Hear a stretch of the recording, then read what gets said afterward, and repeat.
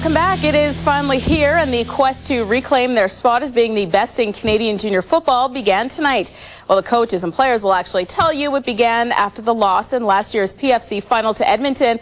But the Saskatoon Hilltops have had a long off-season to prepare, and they were ready to go out and go helmet to helmet, starting with Regina. To Gordie Howe Bowl, oh, it's been so long since we've been there. The Toppers sporting some new unis as they're led by, of course, number 8, their pivot, Brett Thompson.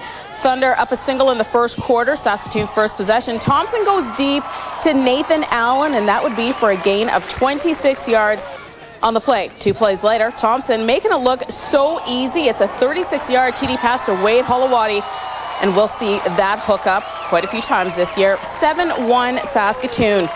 Barely 3 minutes later, Thompson rolls right, airs it out for Andrew Busby, the second-year starting wideout, left all alone for the 63-yard catch and run. Blue and gold making it a 14-1 game. 3rd and short for the Regina Prairie Thunder, but they're going to get called for the time count violation, so they have to settle for a 40-yard field goal from Paul Woldu, and that's going to make it 14-4 after the first quarter. Into the second. Quarterback Cody Hines fakes the handoff, hits Matt Crosby. He's going to cough it up, and the all-star safety, Matt Yowzy, he's there for the pick, but the Toppers are not going to be able to get any points off the turnover. Saskatoon now up 9 when Hines pitches to Crosby again. He's going to tiptoe his way when he eventually gets to the sideline, but he's going to step out at the 16, and from there, Regina can only muster up 3 more on the board to trail 19-7. 2.5 to play in the first half. Now the Hilltops already losing Jason Siemens and Bailey Fulkerson to an ankle and a knee injury, but more seriously, linebacker Kyle Pascoe, he was taken to the hospital with a suspected vertebrae injury.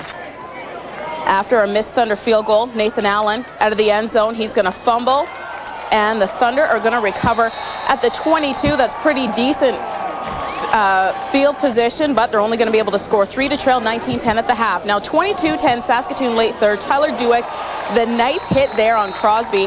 He finished with 132 yards catching on the night. Regina finally finding pay dirt in the fourth. Hines to Crosby for the score, but they're going to miss the convert thanks to the block from Paul Thompson. Then pretty much a final dagger. Hines is going to be picked off by Greg Wojtowicz, and just watch him take off. He has got nothing but daylight in front of him until Hines finally throws him down. But Wojtowicz is like, yeah, man, you can take me down, but I still made the play. It was awesome. 26-16 for the Saskatoon Hilltops. Thompson, 16 for 34, 341 yards and an interception. Busby, 5 receptions, 131 yards and a touchdown. Nathan Allen, 4 receptions for 102 yards. Nathan Morris, 15 carries for 83 yards. The Hilltops travel to Calgary next Saturday to play the Colts.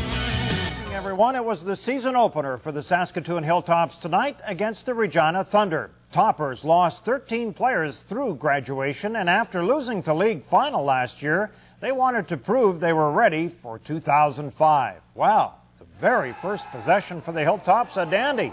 Brett Thompson airs it out for Wade Holowati behind the secondary, 36 yards at 7-1. Then the Hilltops score on their second possession. Thompson airs it out for Andrew Busby, beautiful, 64 yards, 14-1. Looks like a blowout.